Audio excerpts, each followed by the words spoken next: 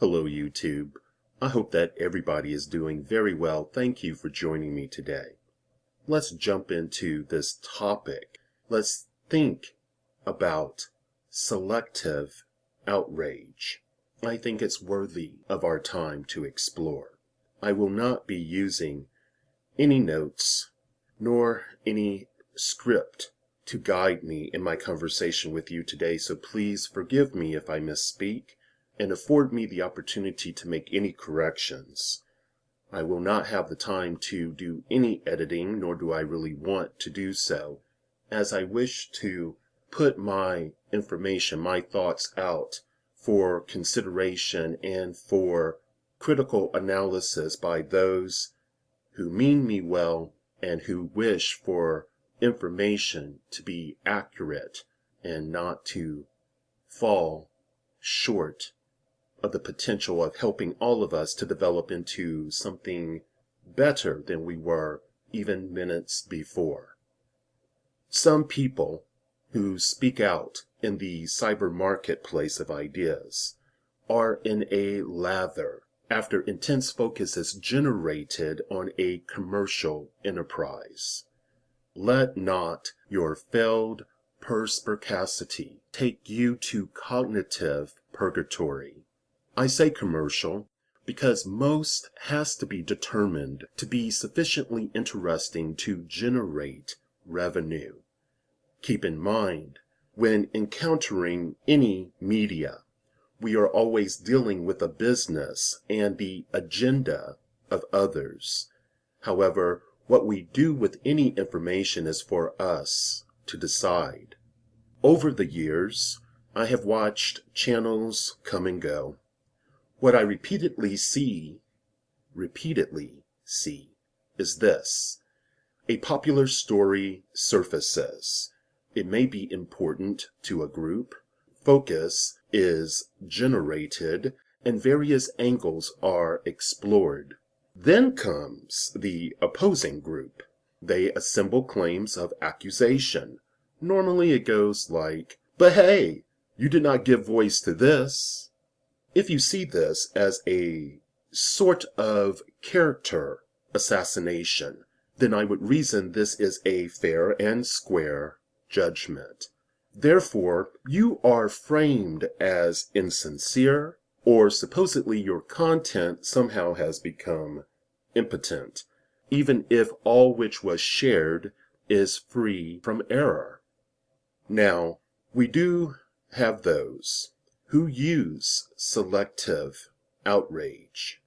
This is done so they can minimize the field of observation.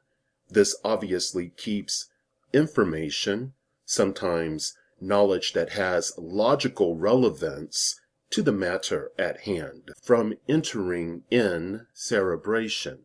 We can easily see how this is of benefit. Other times, selective outrage is not present. People merely discuss or study what is important to them at any given time. Also, time restrictions may be of concern. Therefore, proper allocation of resources is a must. It is difficult to know which is which, admittedly so. However, we can arm ourselves by looking for certain things that may bring light to a dark situation. We can thoughtfully examine trends, word usage, manipulation of content, and the use of fallacy to sell one's audience. Let's provide an incomplete representation for a quick examination. Often, I witness 1. A knee-jerk, politically correct response, without any thoughtful examination of the facts. 2. The shock jock response, which gives free rein to his, her, devil's advocate. 3. Those who manufacture opinion and merge it with self-praise. Yes, self-praise, only to present it as characterized by perfect conformity to fact. 4. This is when one enters a topic of great consequence, only to offer superfluous applesauce. This is normally heavily spiced with discursive excursions, though many times it results to being an ego boost.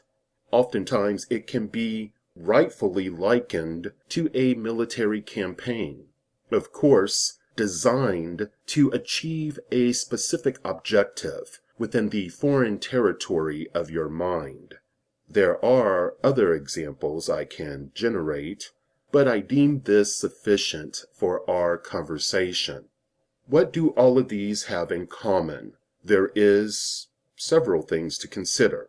There is no care to method, procedure, or perspective for deciding how to act, and for analyzing complex issues and problems. There is energy spent to win the favor with the court of public opinion.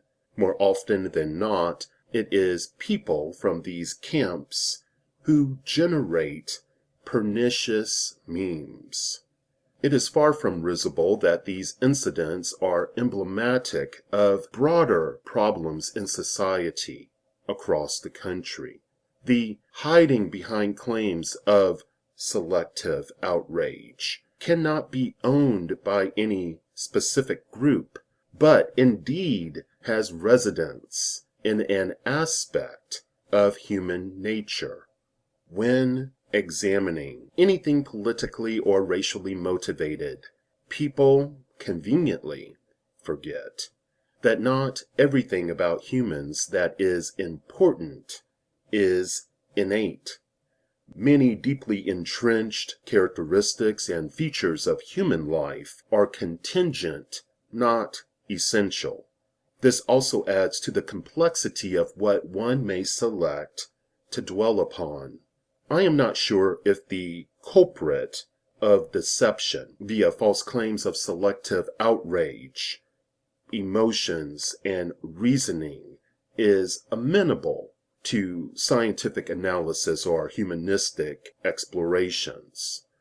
Obviously, certain features of human life have long bewildered researchers who misidentify their contemporary dominance for biological naturalness. Unfortunately, there is no external remedy which prevents the deliberate conveying of false impressions.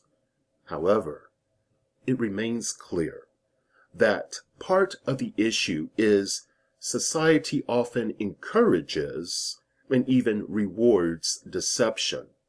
Deception, which selective outrage is an aspect, is integral to many occupations. This is also noted. In these times, we must remember that mass appeal doesn't confer legitimacy. Once again, mass appeal does not confer legitimacy. We live in a society where many are comfortable with their lies. For those who regularly use the tool of selective outrage to silence scrutiny, it is not uncommon to witness misinterpretations in hopes of distracting examination. There is a lack of adequate critical reflection. This is especially true when cruising the net. Think of a true scientific spirit of inquiry. This is what I believe, what I reason actually, is a necessity. It fits all too easily with our natural desire for a convenient truth, that the way the world seems is the way it has to be. As revolting as it appears, the amateur and professional mischievous contributors litter the information highway like most commercial culture clutters our attention. I encourage you to view improper claims of selective outrage as an invention, one that appears amenable to our human nature and our other inventions.